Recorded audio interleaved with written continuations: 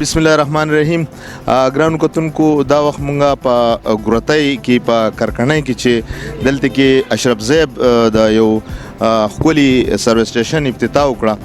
د علاقې مشران راغلي دي او دا د جیو سروس سټیشن په نوم باندې چیرې دلته کې به دا یو بهترین کاروبار د شروع کو د علاقې خلکو ته د سہولت ومي.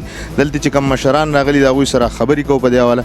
الحاجي کاروبارونه خو په کار د چیرې خلک شروع کی او کاروبار یو ښه شی دی. په دې باندې هم د علاقې ترقۍ سره سره خلک دا غلطي معاشره چې ده نو د هغې د غلطو کېناستو نه د دې نه پې خلک هم بچ کېږي. نو دې ته په څه نظر ګورو؟ مهرباني ذاکر خان، خبره داسې ده چې هر کار چې دی کاروبار نوکریانو خاص هم داسې حل دی، سروسونه نشته. خو که خپل کاروبار شروع کړي نو د دې سره سره مطلب دی چې د دغه کاروبار شروع کړي خو د هغې سره د نورو خلکو پکې هم د روزۍ او د دغه یو ذریعه جوړه شي. او دا خو یو ډېر ښه مناسب ځای هم دی او ښه ځای هم دی. او زما خیال دی چې دا ماهرین چې دي دا پوهه کسان د سروس چې کوي دا ایزل والا چې دا هم ډېر تکړه کسان دي. په کار ده چې د علاقې خلک چې دی نو هغه دا ځای وپېژني او دلته راشي نو د دا حوصله افزایي به وشي او د هغې سره سره به د هغې ته د ګاډو د ښکلي انځورو یا د پاکولو یو دغه بولم جوړ شي چې سبا واده ښه ځای یا بل ځای له ځي نو چې په پاک ګاډي کې په ښکلي ګاډي کې لاړ شو دا به ډېره ښه. د ټول ناول خو زه د الله پاک نه دا سوال کوم چې که اشرف زیب او د غرونو چې کوم په کم نیت باندې په ښه نیت باندې دا کار شروع کړی دی چې الله پاک پکې دوی له کامیابي ورکړي، الله پکې برکت او عزتونه واچوي او د دوی خدای پاک نصیب کړي. بله دا زه د دوی شکریا ادا کوم چې مطلب د دې موقع باندې موږ له دعوت راکړو، موږ راغلو او موږ د دې افتتاح وکړه.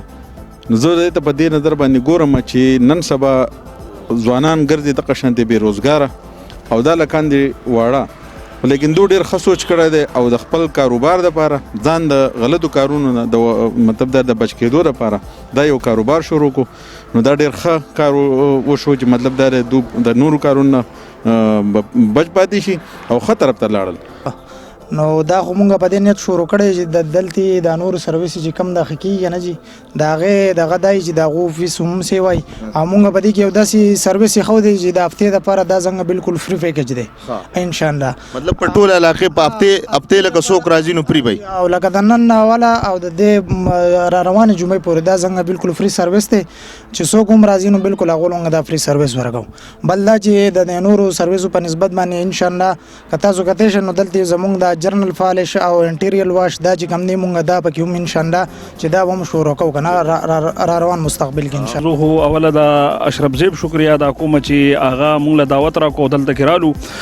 دا ډېر په بو کلي کې سروس سټیشن د دې نه مخکې نه و او جیو کار واش چې کوم اشرف زیب شروع کو نو انشاءالله تعالی زمونږ دعاګانې ورسره هم دی او زمونږ کوشش به هم دی چې یاره دا کامیاب شو. کامیاب به انشاءالله تعالی دا ځای ډېر ښکلی سنټر ځای دی. بل دا هلکان چې دي دا ډېر اخلاقیان دي او د دوی سوچ چې دی هغه د کاروبار دی. او نن سبا خو ډاکټر صاحب تاسو ته زما نه ښه پته ده چې یاره په دې وطن کې بېروزګاري ده، نوکریانې نشتې، کاروبارونه نشتې، نو له دې سره له نورو خلکو روزي او دا هم تړلې شوي دي. نو انشاءالله له دې سره به د نورو خلکو روزګار هم دلته کې شروع شي.